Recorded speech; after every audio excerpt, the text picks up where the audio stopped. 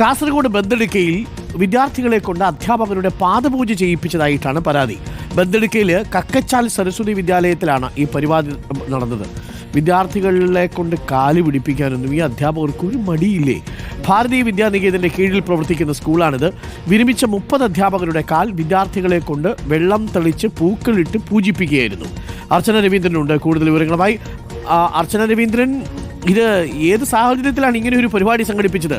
അധ്യാപകർ റിട്ടയർ ചെയ്ത് പോകുമ്പോൾ അവരുടെ കാലൊക്കെ കഴിപ്പിക്കുക, ഇത് ഏത് കാലത്താണ് നമ്മൾ? അരുൺ, കാസർഗോഡ് ബന്തെടുക്കയിലാണ് സംഭവം. വിദ്യാർത്ഥികളെ കൊണ്ട് അധ്യാപകരുടെ പാദപൂജ ചെയ്യിപ്പിക്കുകയായിരുന്നു. ബന്തെടുക്ക കക്കച്ചാൽ സരസ്വതി വിദ്യാലയത്തിലാണ് ഈ പരിപാടി നടന്നത്. ഇതിനെതിരെ വലിയ രീതിയിലുള്ള പ്രതിഷേധം ശക്തമാവുകയാണ്. RSS നിയന്ത്രണത്തിലുള്ള ഭാരതീയ വിദ്യാനികേതന്റെ കീഴിൽ പ്രവർത്തിക്കുന്ന സ്കൂളാണിത്.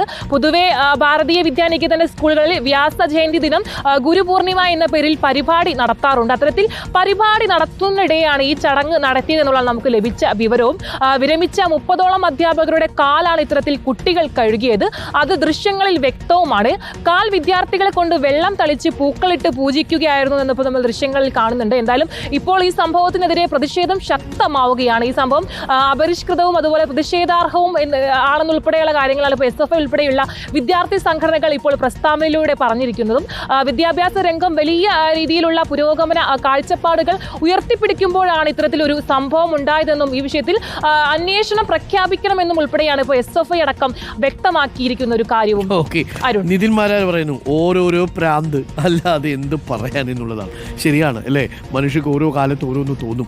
കുറച്ചുകൂടെ അപ്പുറത്തോട്ട് പോയി കഴിഞ്ഞാൽ ബ്രാഹ്മണന്മാരുണ്ടിരിക്കുന്ന ഇലയിൽ കിടന്ന് ഉരുളുന്നതിനെ കുറിച്ചും ചില ആചാരങ്ങൾ കാണാം. മടേ സ്നാൻ എന്നാണ് അതിൻ്റെ പേര് അല്ലേ? ഒന്ന് ആലോചിച്ച് നോക്കൂ, എന്തൊക്കെ കാഴ്ച